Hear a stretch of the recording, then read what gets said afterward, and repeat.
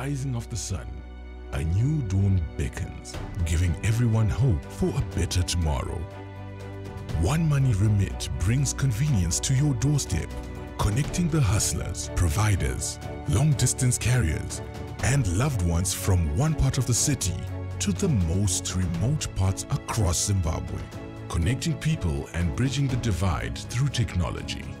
We are committed to delivering innovative mobile solutions, enabling you to send and collect US dollars anywhere and making sure life goes on through one secure connection, keeping smiles alive and making a difference no matter where you are.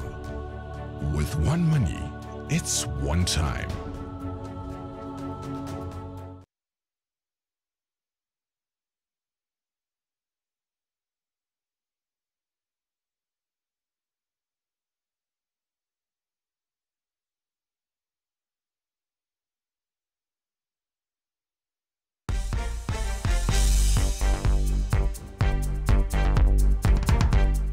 Thank you very much for joining us on ZTN News. Let's take a quick look at our top stories. Omicron variant fueling COVID-19 surge in Zimbabwe. Will give you the insights. Bank client confidentiality enabling financial crimes. Sex for grades scandal at Morocco University. And in sport, Yada Harare City match postponed. And now for the news in greater detail. Zimbabwe has recorded the highest number of new COVID-19 cases so far, with health experts attributing the surge to the highly transmissible Omicron variant. As of the 7th of December 2021, the country recorded 4,031 new cases, and active cases are currently standing at 11,908, and the national recovery rate is 89%. But what is fueling this sharp increase in cases? World Health Organization country representative Dr. Alex Kasasira says the newly identified Omicron variant is highly transmissible and could be fueling the spread of the virus. We recently confirmed the presence of a new variant that is believed to be much more transmissible than the variants that were circulating before. But we also know that what will prevent transmission from escalating, the actions that we need to take are still the same, irrespective of what variant is in circulation. So our message would be that all of us should continue to implement the preventive measures that we know so well. Meanwhile, the authorities, the health teams are doing investigations to find out what additional information we could learn from the ongoing increase in new cases. Health expert Professor Solwa Yongwenya blames complacency. So that we are seeing here a characteristic of this new Omicron variant. The old Delta variant had almost died down, and we're recording 0 cases and nothing of note. But now, these past 2 weeks, we've seen this new sweeping wave of infection with massive increases in the number of infections. And then there's also increasing numbers of hospitalization and severe disease and deaths. We are already starting to record them if you look at the official figures released last night. So this is mainly the drivers are this huge gross complacency in the population, that they are no longer following laid down regulations set down by the government and the WHO.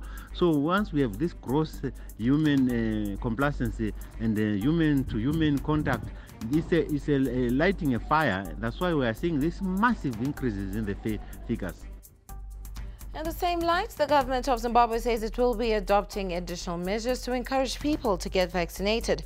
Information, Publicity and Broadcasting Services Minister Monica Mchangwa says there will be vaccination sites at the main intra and intercity bus termini, adding that government will introduce mandatory vaccination for boarding public transport. And then accordingly, Cabinet adopt the following additional measures. 1. Government will be establishing vaccination sites at the main intra and intercity bus termini, and this is to ensure that those not vaccinated but wish to do so can have their doses administered before they board the public transport. 2. Please note that there will be a time when people will not be allowed to board public transport without a valid vaccination card. The Passenger Association of Zimbabwe says this could affect the public transport sector as commuters may shy away from using Zupco buses, opting for illegal pirate taxis instead. PAZ acting spokesperson Andrew Shibanda speaks to ZTN News. The proposed mandate by government to bar unvaccinated people from boarding Zupco buses is a good way to go, but however, this also is a slap on the face to both the passengers and the company, as the commuting public would resort to pirate vehicles, popularly known as mshika-shika. The government should look at the pros and cons of this mandate. The implementation will be difficult since there is lack of human resources capitalization. Also, passengers are going to find it difficult to carry the cards all the time, and also passengers are going to be delayed in the process, as this will take a longer time to look at every card before the passengers board the bus. Still with the pandemic, the Judicial Service Commission of Zimbabwe has announced that the temporary closure of its head office in Harare and a number of courthouses on the 8th and the 9th of December 2021. This comes after some COVID-19 cases were confirmed at their premises. Matters set down for Wednesday, 8th December are automatically rolled over to Friday, the 10th of December, while those set down for Thursday, the 9th of December are rolled over to the 13th of December, that is on Monday. Judicial Service Commission of Zimbabwe Head of Corporate Services Koni Makoni Trodlana speaks. The Judicial Service Commission head office and some magistrates' courts have been temporarily shut down to pave way for fumigation after some COVID-19 cases were confirmed. Some of the magistrates' courts that have been temporarily closed include Harare Civil and Criminal Rotten Row Court, Tredgold Court in Bulawayo, Gweru Criminal, Gwanda Civil and Criminal Courts, Plumtree, Mutawa Tawa, Shurugwi, Chitungwiza, Goromonzi, Norton, Rusape, Chegutu, Inyati, Kadoma, Mbari, and Motari Civil and Criminal Courts. The temporary closure will be today, Wednesday, the 8th of December, and Thursday, the 9th of December. Child education advocates have expressed concern that governments in Southern Africa are not funding early childhood development education adequately. This comes as the latest information has indicated that 40% of ECD-age children in Zimbabwe are not attending school. The Education Management Information Systems report revealed that some children find it hard to walk long distances to get to the nearest school, and as such they would rather stay at home. The Zimbabwe Network of Early Childhood Development Actors say the government should make more efforts to ensure all children receive ECD education.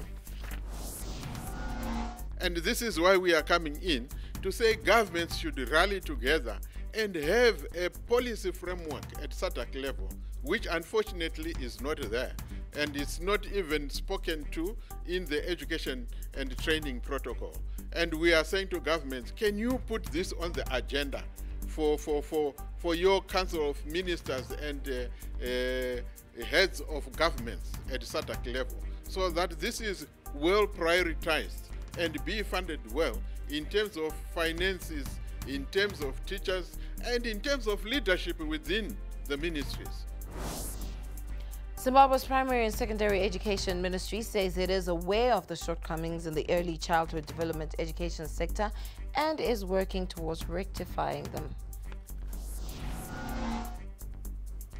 And one of the key problems which we have noted in terms of the other 60% of the learners is the question of distance, where schools in our rural landscape are still far apart. And the young learners at 3 and 4 cannot make the more than 5 kilometers that is needed to go to school one way. As a ministry, we are therefore prioritizing these gray areas of ECD, that is the lack of infrastructure, the lack of schools nearby, and then the long traveling distances from home, and the wash element.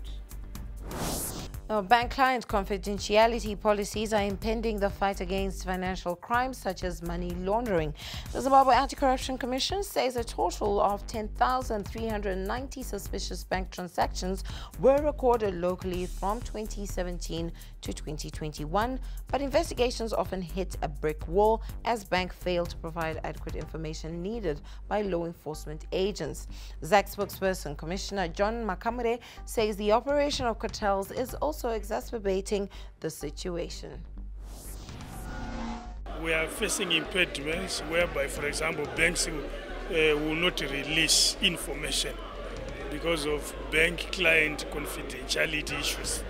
But the banks are required by law to report to FIU. So if we want to obtain any information that we would want, we go via FIU. So that collaboration has not been happening as expected. Cartels have been at work in this country, which have tended to frustrate a cleaning up of the financial sector, because cartels make it very difficult for players to be able to execute their mandate. The Reserve Bank of Zimbabwe says the introduction of fines to the financial sector has gone a long way in ensuring banks comply with anti-money laundering practices. Banks are obliged to identify those, and they know them, those high-risk customers who pose risk in the banking sector, bad apples. Identifying and reporting unusual and suspicious transactions through the FIU, and maintaining adequate customer and transaction records so that you'll be able to defend your customers. The Reserve Bank of Zimbabwe and the FIU have stepped up efforts to penalize banks and other institutions that are found wanting in terms of implementing the anti-money laundering requirements.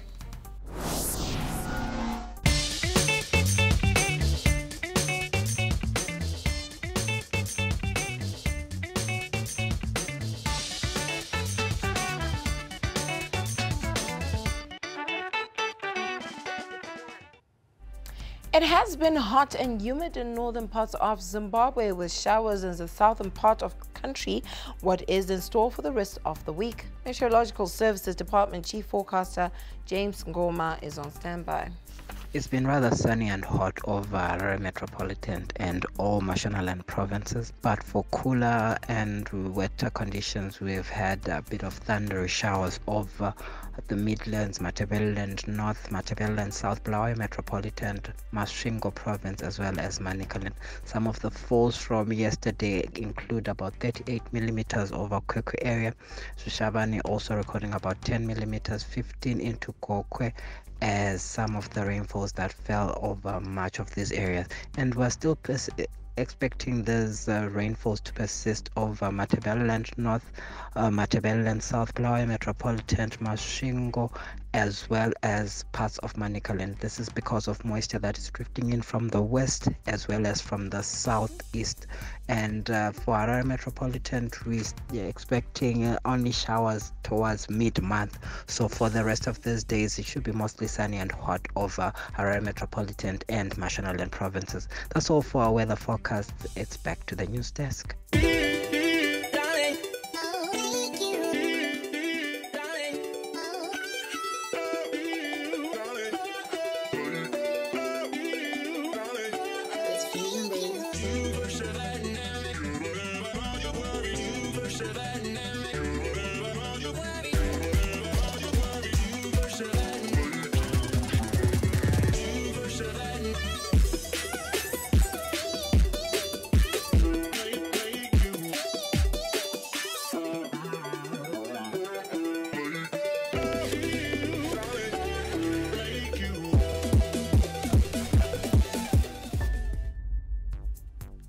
South Africa Justice Minister Ronald Lamola says he is working to provide equitable access to land to correct unsustainable, unequal and skewed patterns of land ownership. His comments come after lawmakers rejected a bid to allow government to expropriate land without compensation. because of the nature of our country, where there's skewed ownership of land, where the majority is the white population owning majority of the land, and the majority of the population, which is black, not owning the minority of the land. It's a misnomer that must be resolved. So this must be done in a constitutional way. 4 university lecturers in Morocco have appeared in court accused of offering students better grades in return for sex. They are charged with incitement to debauchery, gender discrimination and violence against women. A 5th lecturer is to appear in court today on charges of indecent assault and battery. The scandal is focused on the Hassan, the first university in the city of Setat, but it only is the latest in a series of allegations of sexual harassment at Moroccan universities in recent years. Now, parts of South Sudan are experiencing their worst floods in 60 years, and the United Nations is linking the situation to climate change. The flooding this year has displaced more than 700,000, about 1 in every 15 people in South Sudan. Cases of malaria and other waterborne diseases have surged. Climate scientists say the floods in 2019 and 2020 were driven in part by global warming-linked changes in a weather pattern called the Indian Ocean Dipole. A couple in southern China were reunited with their missing teenage son in an emotional ceremony on Monday, ending their 14-year search, which inspired a hit movie. Sun Zhuo, now aged 18, was abducted in the city of Shenzhen in 2007 at the age of 4, but his parents never gave up hope they would see him again.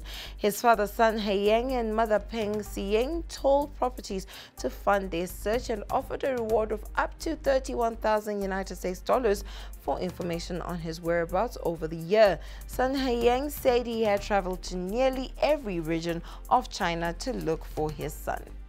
Up next is Sports News.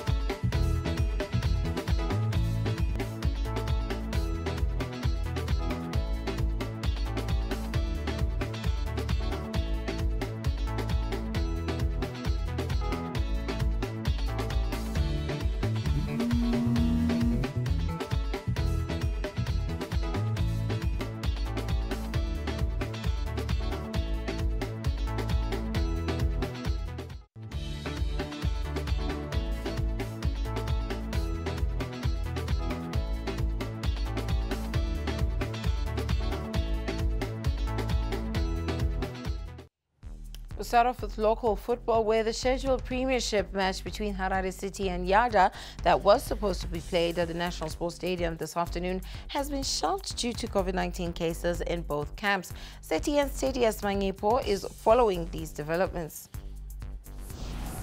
The situation on the ground is not looking very good, with confirmed cases at both Yada and Harare City. The two teams which were supposed to be taking on each other this afternoon at the National Sports Stadium. So that match has been postponed, I am told, to Saturday. And there could be more postponements to the weekend fixtures, with the PSO saying they will give us a revised fixture late in the day. The suspended ZIFA board has decided to comply with the suspension order issued by the Sports and Recreation Commission a fortnight ago, and this follows the withdrawal of 3 board members, Farai Jere, Sugar Chagonda and Barbara Chikosi, from an appeal to the Administrative Court. The board confirmed they will comply with the SRC order in a statement released this morning. In some cricket news, Zimbabwe Cricket has named their Under-19 Cricket World Cup squad. The squad has 15 travelling players and 5 non-travelling reserves for the Under-19 Cricket World Cup to be hosted by the West Indies from January the 14th to the 5th of February 2022. And in Zimbabwe's Cricket Pro 50 Championship, it continues with rivals Alliance Health Eagles and Mountaineers clashing at Harare Sports Club tomorrow. And for more of these cricket stories, we are now joined by our correspondent, Brighton Jawi. Thanks for joining us, Brighton. Let's start with the under-19s. What do you make of their squad? Thank you. This squad, I think I can best describe it as the best of what's available. It hasn't been a smooth preparation run for the under-19 technical staff because of the COVID-19 impact. But if you look at the team, recently they've had a couple of weeks, consistent weeks of training, and of course it's never enough when you're going at a big stage like the under-19 World Cup. But however, there are some players with experience. For example, Emmanuel Bauer, the captain, is going to his second under-19 World Cup, and he's playing in England right now. He's schooling, and you would expect him to play that senior role. The same with Brian Bennett, who in August was part of the Zimbabwe major squad that played in Namibia. So these are the guys that can play a big or more of a senior role in the team. But it hasn't been easy for the under-19s. Remember, this World Cup also New Zealand have pulled out because of what they described as extensive COVID-19 measures. So, and Scotland have replaced them to make it a 16-team World Cup. So for Zimbabwe, it's tough. We really haven't been performing well at the recent World Cups, and this one you can't really expect much. But just for them to participate is good for under-19, for teenage cricketers. It's a huge milestone on their cricketing journey, but our hopes shouldn't be high. Now, Brighton, we have the competition reaching its climax now. What's your analysis of the remaining fixtures? Well, it's an exciting stage of the Pro 50 Championship. The big one is between rivals, Mountaineers and Eagles. It's basically a semi-final. Whoever wins this game will meet the Rocks in the final. The Rocks have already secured their place in the final after a very good run. They sit on 65 points, and below them is Mountaineers on 40 points and Eagles on 35 points. So remember, it's a two-game series. The first one is on tomorrow and the other one is on Sunday. So, you know, obviously Eagles or Mountaineers, they are aiming to be the final. Remember, defending champions, Rhinos, have had it very tough. They haven't won a game. And tomorrow they play Tuskers at Old Ararians. Obviously some pride for them there, but the big one, all the attention is at Harare Sports Club, where Eagles are taking on Mountaineers. Whoever wins that game or the two matches will meet the Rocks in the final. So exciting cricket there. It's good that cricket is being played amid all these challenges of COVID, but big game tomorrow at Harare Sports Club. Thank you very much, Brighton. And that's all we had for you on today's edition of News Blitz. Don't forget to contact us on our social media platform. Our Twitter is at ZTN News, our Instagram at ZTN, and our website, ztn.co.zw. Stay with us. World in 5 is coming up shortly.